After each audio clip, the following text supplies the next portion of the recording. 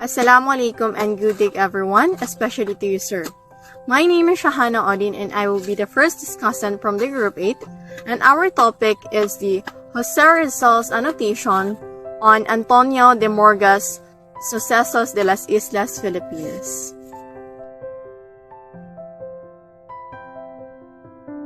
Okay, let's start with the overview. Sucesos de las Islas Filipinas is written by Antonio de Morga, a lawyer and lieutenant governor of the Philippines in the late 16th century. This is a first-hand account of the early Spanish colonial venture into Asia, which was published in Mexico in 1609. Morga'S work is based on personal experiences or on documentation from eyewitnesses of the events described. Also present his different views about Filipino customs, manners, and religions in the early years of the Spanish conquest, which is annotated by Jose Rizal 100 years after. So, Antonio de Morga'S Sucesos de las Islas Filipinas offered a unique historical perspective on the early Spanish colonization of the Philippines. Written in 1609, by a key figure in a colonial administration. The book provides a first-hand account of the period, drawing on both Morga'S personal experiences and eyewitnesses' testimonial. Its significance is amplified by Jose Rizal's annotation a century later, which provides a crucial counterpoint and critique of Morga'S often biased portrayal of Filipino culture, religion, and customs, enriching the text with a Filipino perspective on the colonial encounter. Right? Before we proceed to the proper discussion, let's have the learning outcomes. At the end of this chapter, the student should be able to analyze Rizal's idea on how to write Philippine history and compare and contrast Jose Rizal's and Morga'S different views about Filipinos and Philippine culture. Jose Rizal, in his introduction to his annotations of Antonio de Morga'S Sucesos de las Islas Filipinas, explained his motivation for undertaking this historical work. He felt it crucial for Filipinos to understand their past before judging the present, arguing that most Filipinos, like himself, were ignorant of their nation's history. By annotating Morga'S account, a first-hand perspective from a Spaniard who witnessed the Philippines' past, Rizal aimed to illustrate the truth about their ancestors' civilization, correcting historical inaccuracies and calumnies. He believed this understanding of the past would better equip the Filipinos to analyze their present and future.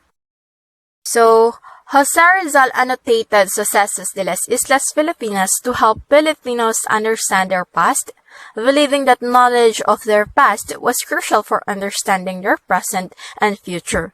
He aimed to correct the inaccuracies in Morga'S account and to provide a Filipino perspective on the colonial era. Okay, let's proceed. Jose Rizal's annotation of Antonio de Morga'S Sucesos de las Islas Filipinas means events in the Philippine Islands.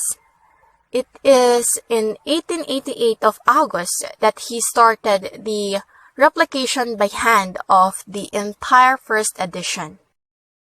He is confident about annotating because a dependable wealthy countryman in the name of Antonio Regador is willing to support him financially for the publication. This annotation is considered a secondary source, which is not given primary importance by scholars in the field of history. Contemporary historians, scholars, and writers give value to primary sources like the one written by Morga, which consists of 8 chapters. This includes, number 1, the discovery of the Eastern Islands and the government. Number 2, Dr. Francisco de Sande. Number 3, Don Gonzalo Ronquillo de Pealosa. Number 4, Dr. Santiago de Vera. Number 5, Gomez Perez das Dasernarias. Number 6, Don Francisco Tello. Number 7, Don Pedro de Aquia. And number 8, An Account of the Philippine Islands. So those are the 8 chapters in the work of Morga. Okay, let's proceed.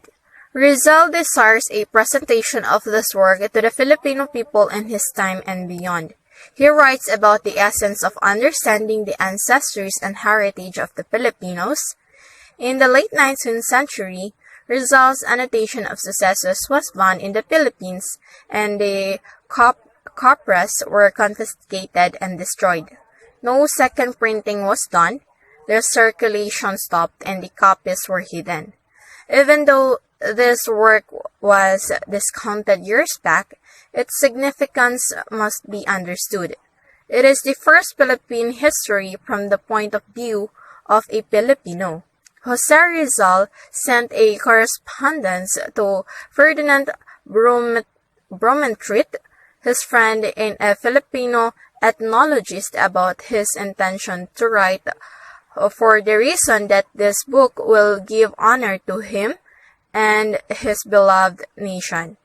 This work elucidates Philippine historiography and gives Jose Rizal the credit for rewriting Philippine history. This is an accomplishment worthy of commendations due to the fact that it is essentially related to the concept of the Filipino and Filipino nation. Jose Rizal's annotated edition of Sucesos de las Islas Filipinas is significant because it was the first Philippine history written from a Filipino perspective. This work aimed to educate Filipino about their ancestry and heritage, and Rizal believed it would bring honor to his people. Despite being banned and destroyed by Spanish authorities, its importance remains as it challenged the dominant historical narrative and paved the way for a more inclusive understanding of the Philippine history. Now let's proceed to Rizal's choice of Morga. Why did Rizal choose Morga over other Spanish chronicles? Why does he recommend Morga to his countrymen?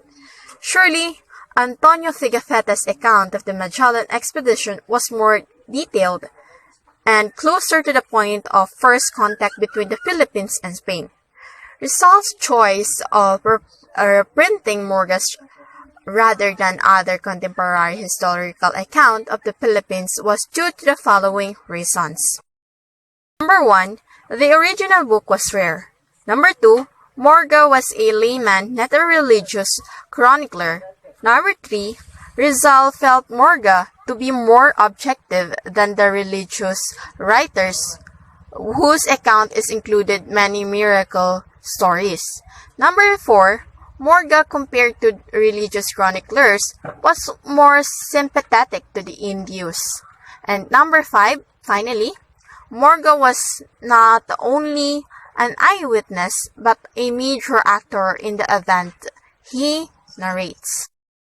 So, Rizal chose Morga'S Sucesos over other Spanish chronicles primarily because Morga, a layman and government official, offered a relatively more objective and less biased account compared to religious chroniclers.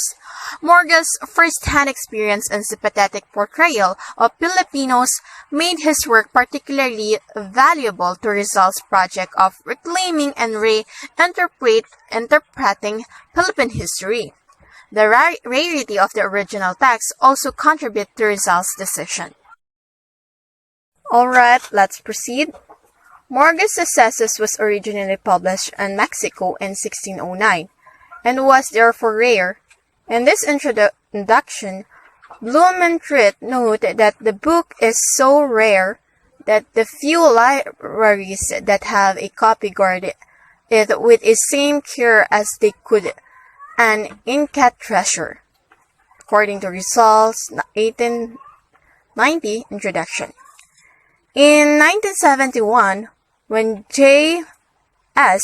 Cummins of University College London translated, edited, and annotated the latest edition of Morga for the Hakluyt Society, he listed just 25 extant copies of the Morga in libraries and other research institutions.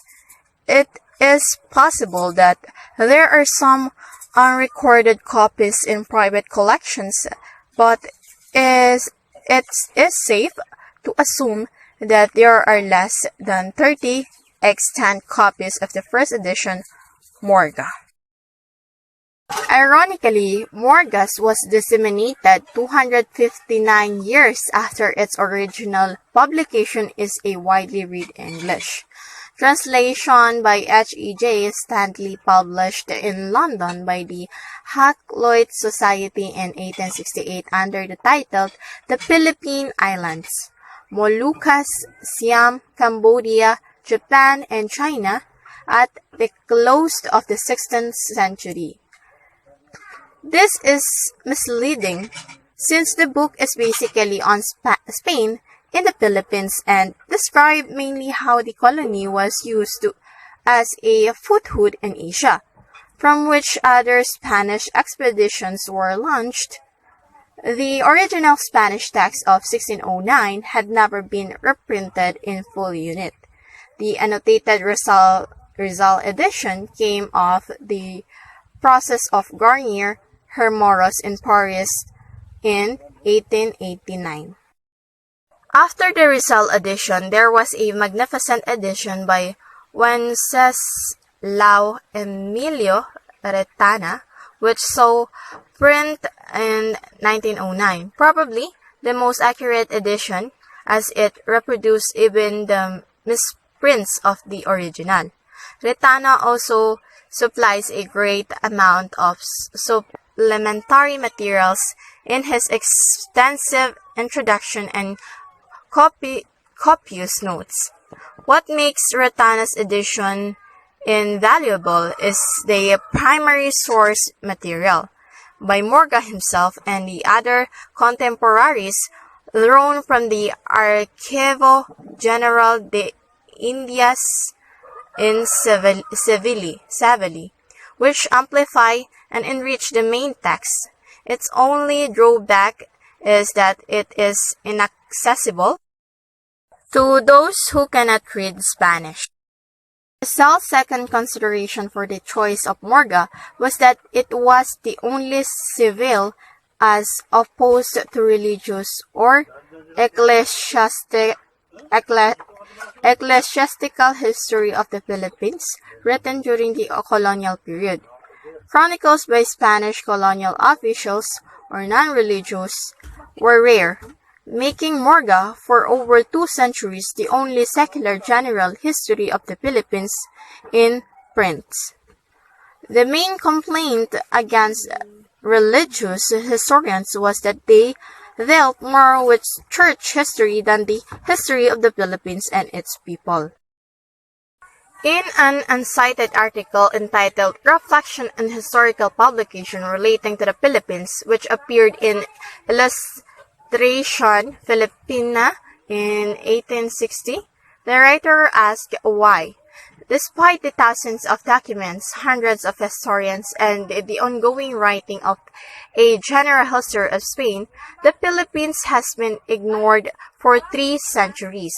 There is much to be written, but the historians of the Philippines of the old schools, or the Antiguo Sistema, write volumes upon volumes, which go down to very trivial details such that they fail to get readers interested in the history of the Philippines.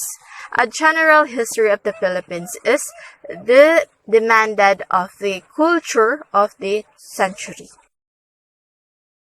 In 1925, the American historian Austin Craig pointed out that as the Philippines had been a colony of Spain, the histories of the Philippines written during the colonial period were nothing but a chapter in the larger history of Spain.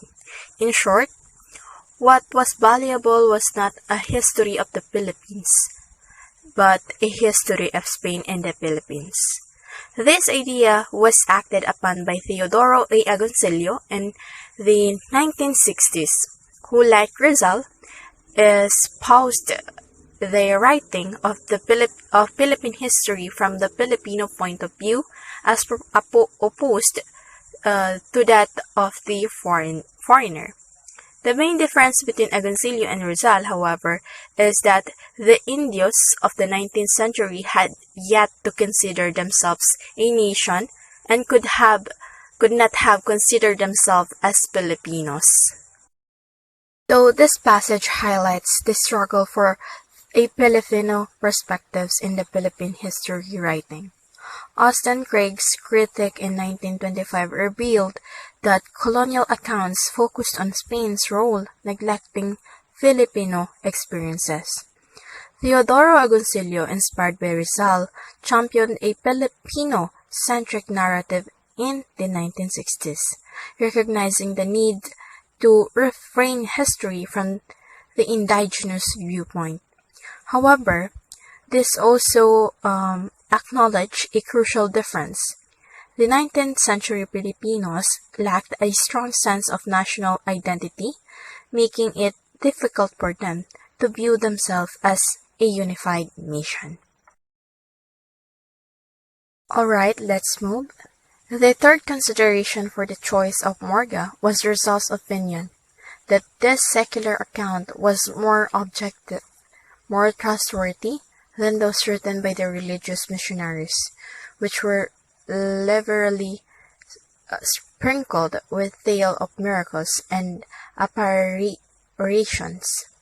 All the histories written by the religious before and after Morga, up to our days, with stories of devils, miracles, apparitions, etc. This form the bulk of the voluminous histories of the Philippines. It's according to Rizal, 1890, 311. Rizal's choice of Morga'S accounts stemmed from his belief in its objectivity compared to the religiously biased histories. He criticized the latter for being filled with fantastic elements like miracle and apparitions, deeming them unreliable and less representative of the true Philippine experience. This preference for a secular perspective highlights Rizal's desire for a more accurate and realistic portrayal of Philippine history. Alright everyone, that will be the end of my part. Thank you so much for listening.